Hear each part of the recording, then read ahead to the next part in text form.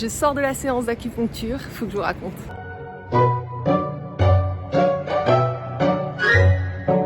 Je file au pas de course pour l'électrostimulation, donc la première fois. Je suis assez admirative parce que les personnes qui d'habitude m'envoient des messages en privé ont mis des commentaires de conseils. Du coup, tout le monde peut partager parce qu'on a tous, franchement, on a tous une expérience et on peut tous aider quelqu'un d'autre. Et merci pour vos conseils, il y en a que j'ai mis en application. Donc finalement, pas d'électrostimulation, mais du laser. Eh oui, c'est plus efficace le laser. Elle m'a dit, mais beaucoup de froid chez toi. Alors moi, j'ai entendu que le froid, ça resserre les veines et qu'en fait, le chaud, ça dilate pour que le sang puisse circuler. Comme là, la zone est très enflammée, le laser, ça va réparer, mais pour désenflammer, décongestionner, ça va être du froid. Donc elle me dit autant que tu peux, tu mets du froid et tu fais des étirements légers. Je vous donne cette info pour ceux à qui ça pourrait servir. Qu'est-ce que c'est ça?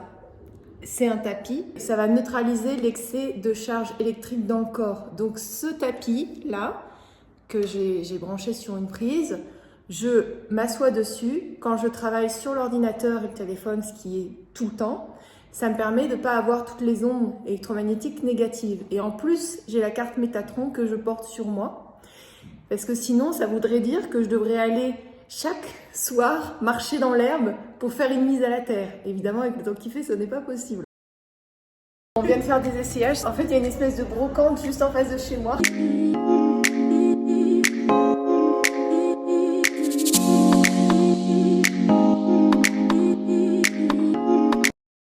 La pause de froid est arrivée.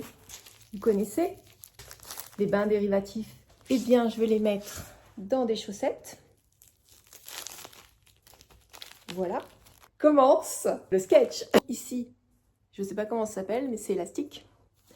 Et je vais mettre un au niveau du tendon et un au-dessus sur la zone enflammée. Comme j'ai vu qu'au niveau du laser, elle avait fait comme ça.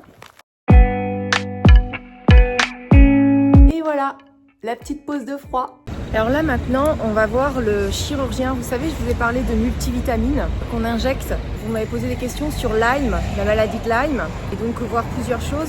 Ce chirurgien, il est incroyable. Donc c'est quelqu'un que je connais depuis 3-4 ans. Nous sommes avec Dr Vilikoff. Tu es neurochirurgien. Chirurgien spécialisé dans la chirurgie du tissu cérébral, de la moelle, et particulièrement de la colonne vertébrale. Tu as plusieurs cordes à ton arc. Ce qui a retenu mon attention, c'est les injections de multivitamines. Tu m'avais parlé de vitamine C. Je sais qu'il existe aussi des injections de collagène. Je ne sais pas si toi tu fais ça. Alors on fait plutôt ça en local, mais en ce qui concerne les vitamines, ici à la clinique, j'ai mis au point un protocole d'injection de polyvitamines, c'est-à-dire qu'ils vont associer plusieurs vitamines.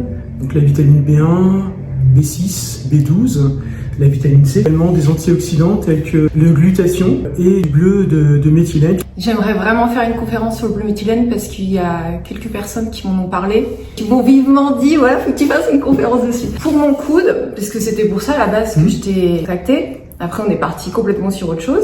Tu m'as parlé des huiles essentielles et d'une manière de masser. Parce que moi j'ai déjà des trucs. On va distinguer, on va dire, deux situations. On va dire la tendinite qui est plus ou moins chronique, récurrente, notamment chez certains travailleurs qui utilisent beaucoup l'avant-bras. Comme toi. Notamment, oui, comme moi.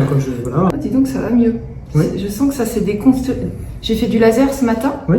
Donc là, il s'agit d'une tendinite, d'une épicondylite. Donc tout ce qui se termine en 8 en médecine, ça veut dire inflammation. Il s'agit de ce tendon, de ce muscle-là, donc qui s'insère sur ce qu'on appelle l'épicondyle, cet os qui vient de l'humérus. Et la douleur se situe dans ces zones, au niveau de l'insertion et tout le long de l'os en général. Donc la première technique de massage, alors en phase aiguë, c'est plutôt de faire ce mouvement-là. Parce que la lésion se fait dans l'axe des fibres, donc plutôt faire ce genre de choses. Donc pendant 5 minutes, avec une huile essentielle, dont on va parler tout à l'heure. Et si c'est possible, faire ce mouvement-là. Ça fait un peu plus mal. Ça fait un peu plus mal. Alors ça, c'est plus ce mouvement-là est plus indiqué chez les patients qui ont des tendinites récurrentes. D'accord. Toi, c'est aigu, donc vaut mieux plutôt travailler dans l'axe des fibres tendineuses, dans l'axe du muscle. D'accord. Quelle est l'action de ça? L'action, ça permet d'écraser, de faire chasser l'œdème. Donc l'œdème, c'est quoi? C'est de l'eau, avec dedans des cellules blanches, donc des cellules de l'inflammation, globules blancs, etc., qui sont là pour réparer, pour essayer de nettoyer la lésion et d'essayer de réparer cette lésion. Donc quand j'appuie là, je chasse un peu l'eau, donc ça permet de décharger le tendon en pression, Également de décharger, d'évacuer un peu tous les facteurs inflammatoires qui sont là pour essayer de tenter de réparer le tendon, sauf que ça fait très mal. Ouais. Donc on va rajouter un mélange d'huile essentielle, on va surtout utiliser des huiles essentielles pour une action anti-inflammatoire et une action réparatrice. De l'eucalyptus citronné, dont le mode d'action est anti-inflammatoire.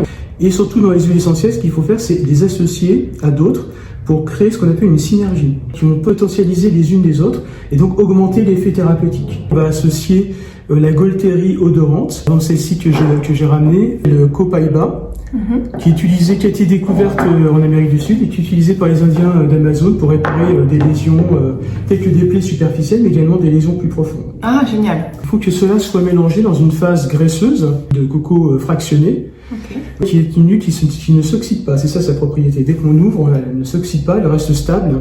Elle permet de bien mélanger les huiles essentielles et ça permet la pénétration à travers la peau. Pourquoi? Parce que la peau, c'est fait de graisse. Les cellules de la peau, les parois, c'est de la graisse. L'eau ne peut pas passer à travers. Par contre, tout ce qui est phase huileuse permet de pénétrer plus profondément à travers la peau et aller dans les tissus plus profonds, notamment juste en dessous. Le tendon, si j'ouvre la peau, on trouve le tendon juste là. Ah oui, toi, t'es habitué à ouvrir les peaux. Moi, on peut le faire aujourd'hui. Oui, non. Ces huiles-là sont particulièrement de haute qualité. Oui. Probablement que je vous ferai une conférence à l'occasion sur ces huiles-là, avec une belle traçabilité. Ce qui fait la différence entre des huiles essentielles efficaces et surtout non intoxicantes, parce que sinon, ça intoxique et puis ça atterrit directement dans le foie. Absolument. On va prendre 5 gouttes. Voilà. Après, on va prendre une goutte de chaque. On mélange tout ça, on le crée la main. Ah, l'odeur, elle est incroyable, c'est d'une puissance. Ouais. En fait, ce qu'on ressent, c'est la vitalité dans les huiles là. On fait ce massage-là dans le sens de la fibre. C'est quand même plus sympa quand c'est quelqu'un qui nous fait le massage. C'est sûr. Ça, on fait 5 minutes. On peut le faire 2, 3 ou 4 fois par jour. D'accord. On va diminuer l'œdème, donc on va diminuer la pression qu'il y a dans le tendon. Pression. Et l'effet corrosif qui attaque le tendon. C'est ces substances chimiques qui sont irritatives sur le tendon. Moi-même, j'attaque mon propre tendon. Oui. Si la phase inflammatoire est trop importante, on peut avoir ce problème-là. D'accord. C'est pour ça que ça dure longtemps, en fait, ces choses-là. Ça permet de réguler un peu la réaction inflammatoire, le Copaiba, donc qui va permettre de réparer les lésions tissulaires. D'accord. Du tendon. Est-ce que ça va? Ouais, ça va. Je pense qu'on fera une conférence ensemble, parce que toi aussi, tu es spécialisé dans la maladie de Lyme. Tu as des protocoles très précis qui sortent des gens de cette pathologie qui est vraiment difficile. Il y a des gens qui m'écrivent qui sont fatigués chroniquement, donc il y a plusieurs causes à ça. Et il y en a d'autres qui me disent qu'ils dorment énormément. Et Absolument. donc ça, c'est intéressant de consulter, parce que c'est pas que des carences. Des fois, c'est que des carences, mais des fois, c'est pas le cas. Et dans ce cas-là, il y a des tests. Alors, il y a déjà, ce qui est important, c'est l'interrogatoire du patient, car il faut rechercher une piqûre de tique, parce que comme vous le savez peut-être ou pas, c'est que le Lyme est une maladie dont le vecteur est la tique, qui transmet la maladie de Lyme. Est-ce que vous avez été piqué? Si oui, est-ce que vous vous souvenez qu'il y avait une grosse rougeur qui s'étendait au fur et à mesure? Donc ça, c'est une bonne indication. Et après, il y a tous les signes cliniques, la fatigue chronique, les douleurs articulaires, les troubles neurologiques. Et donc, quand on a une suspicion de maladie de Lyme, à ce moment-là, on demande des examens sérologiques qui vont nous dire si la maladie de Lyme est là ou pas. Malheureusement, en France, on demande uniquement un test, qui est le Western blot, c'est le nom du test, et il est souvent négatif, alors que le patient est réellement infecté par la maladie. Ok, c'est intéressant. Donc, je pense qu'on va faire une conférence pour être plus complet. Là, c'était pour une vue d'ensemble, parce que ce qui est intéressant avec Laurent, c'est qu'il a énormément à partager. C'est vrai que l'histoire des injections de vitamines, j'en ai entendu parler, mais j'ai jamais franchi le cap, parce que tu sais, j'ai peur des piqûres. Moi aussi. C'est vrai? Oui. Toi, t'as peur des piqûres? J'avais peur, non, c'est fini. Il y a plein de techniques, et donc on en parlera lors d'une conférence. Ben, merci beaucoup, Laurent. Je t'en prie. À ton service, avec plaisir.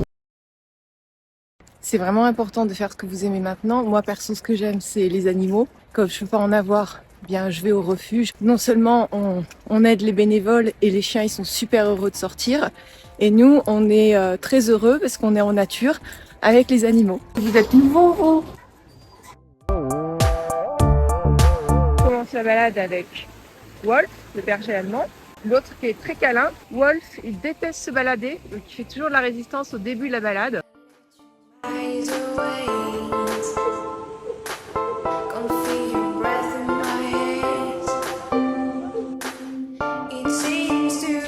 Les moments sont pas toujours faciles, chacun a son caractère.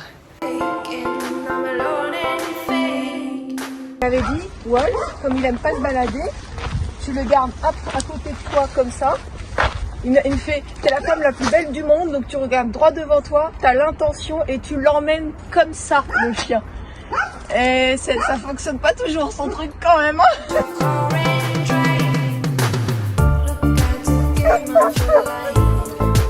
Donc là, on est beaucoup plus dynamique. Généralement, on fait 2 balades à la suite, 2 balades, 2 ambiances.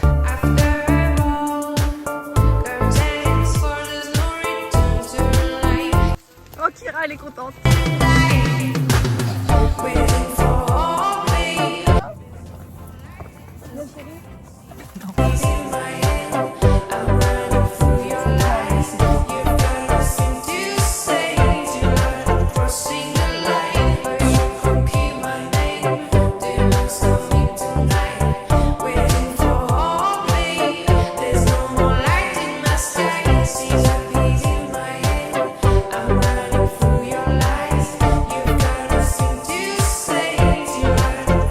Regarde comment il te regarde. Oh là là, oh là là.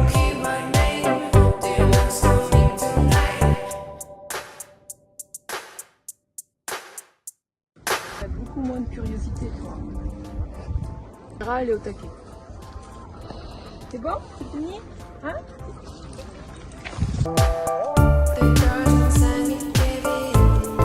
Retour ou pas de course? Ah oui, mais il y a un autre chien derrière. Elle retarde le retour, Kira. Oups, elle est en train de tomber. Et de là, tu peux pas me le donner qu'ils viennent parce qu'ils nous regardent à chaque fois.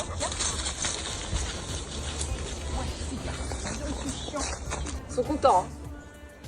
Franchement, aller balader des chiens en refuge, c'est une bonne action. Tu nous dis bonjour, toi?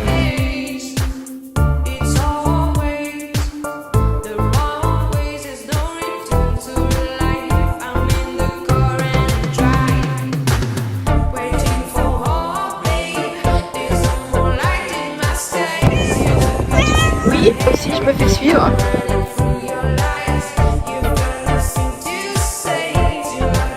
Salut toi.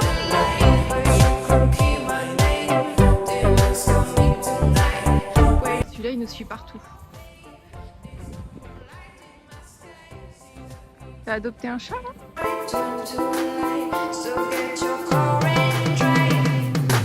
La petite conclusion de fin de vlog, ce que j'en ai conclu, c'est que quand on est centré sur ses douleurs, en fait on n'est pas en train de se déployer, de créer un futur plus radieux ou d'aller vers des activités qui nous font vibrer. Je pense que quand on est à quelque chose, il faut le résoudre maintenant et même s'il faut passer du temps là-dessus, une fois que c'est résolu et toujours trouver la source de pourquoi le corps a somatisé. J'ai pas une vie extraordinaire. Par contre, je vais faire en sorte de vivre plein de petits moments extraordinaires, de créer l'extraordinaire dans ma vie. Parce qu'en fait, c'est les moments simples souvent qui nous rendent le plus heureux. Et ça ne veut pas dire qu'on ne doit pas avoir des moments exceptionnels, bien au contraire, on doit aussi créer tout ça. Ah oui, une chose dont je voulais vous parler, c'est que j'ai fait une erreur. Et pour vous éviter de faire cette erreur-là, ça fait pas mal d'années que je suis en carence de magnésium vraiment accrue. À chaque fois que je me fais tester, je suis en carence. Et je consommais beaucoup de magnésium. Au niveau des tendons, je pense que j'ai créé cette carence en calcium. Et en ce moment, je suis en train de tester le Calmag. C'est pas que je recommande ce produit-là parce que je suis en train de le tester, donc je sais pas exactement ce que ça vaut. Calmag, c'est une formule spécifique qui va associer le magnésium et le calcium d'une manière homogène. C'est une formule qui fait qu'on peut prendre les deux en même temps. Notre vie est précieuse, notre temps est précieuse. Faites ce que vous aimez, ce qui vous fait kiffer maintenant. L'idée, c'est pas d'attendre la retraite parce qu'on connaît pas le futur, on peut tomber malade, on peut ne plus être même là. Pour ceux qui sont curieux du début de l'histoire, vous pouvez aller voir le premier vlog. Je vous embrasse.